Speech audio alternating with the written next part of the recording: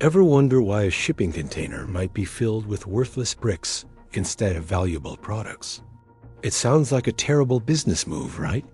But what if I told you it was part of a shockingly clever and completely illegal scheme to make millions? This is the story of the Weight Loophole, a scam so audacious it almost seems like something out of a Hollywood blockbuster. Imagine you're a company that deals in high-value, easily transportable goods. Let's say, for example, luxury gold watches.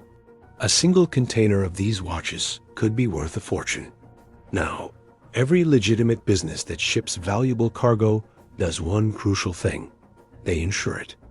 This insurance protects them against loss, theft, or damage during transit. And this is where the criminals get creative. The scam begins with a legitimate-looking transaction. A company prepares a shipment of, say, 10,000 gold watches. They fill out all the proper paperwork, declaring the contents and their staggering value.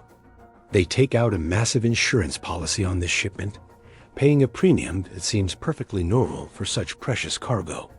The shipping company and the insurance provider see a container of a certain weight and a declaration of its contents. Everything appears to be above board, but here's the twist. The container that gets loaded onto the cargo ship isn't filled with gold watches. Instead, it's packed with something heavy and worthless. We're talking about bricks, lead bars, or even just bags of sand. The key is that the total weight of this junk has to match the declared weight of the 10,000 gold watches. To a scale, a ton of bricks weighs exactly the same as a ton of gold. So when the container is weighed at the port, as standard procedure, no alarms are raised.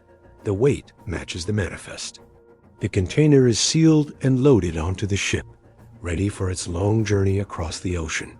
Meanwhile, where are the real gold watches? They never even got close to the port. They've been secretly diverted. Maybe they're sold on the black market, or funneled through illicit channels to unsuspecting buyers, or even sold through a seemingly legitimate front. The criminals have effectively doubled their inventory for a single sale. They have the cash from selling the real watches, and now they're about to cash in again. The next part of the plan requires a bit of unfortunate luck. While the container of bricks is somewhere in the middle of the ocean, disaster strikes. The shipment is reported lost at sea. This can be orchestrated in a few ways. Sometimes it involves bribing crew members to conveniently lose a container overboard during a storm. In more extreme cases, it could involve more elaborate forms of sabotage.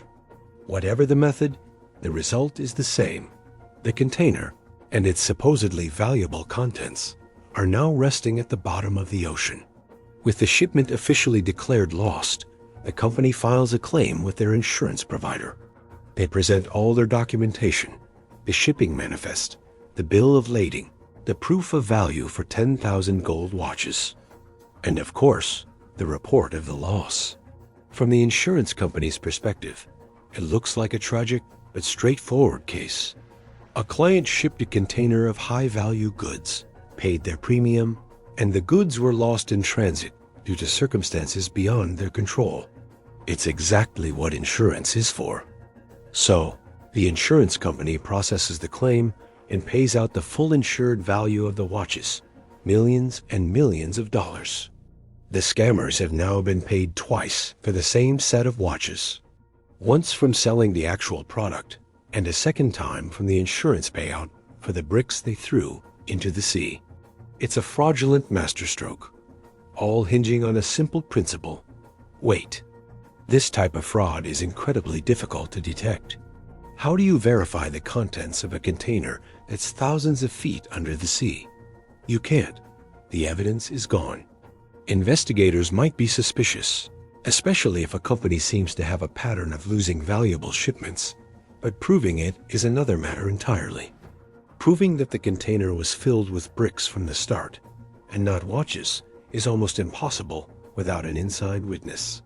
Authorities and insurance companies have gotten smarter over the years, of course. They've implemented more stringent checks, random inspections, and sophisticated tracking technologies.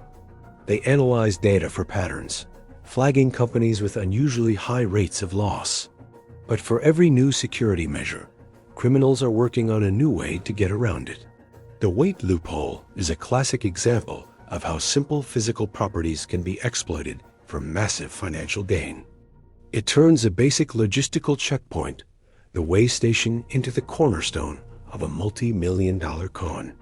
It's a stark reminder that in the world of high-stakes shipping, things aren't always as heavy as they seem.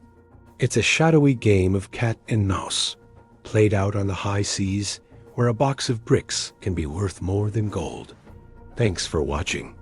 If you found this dive into the criminal underworld fascinating, make sure to like, subscribe, and hit that notification bell for more stories you won't believe are true.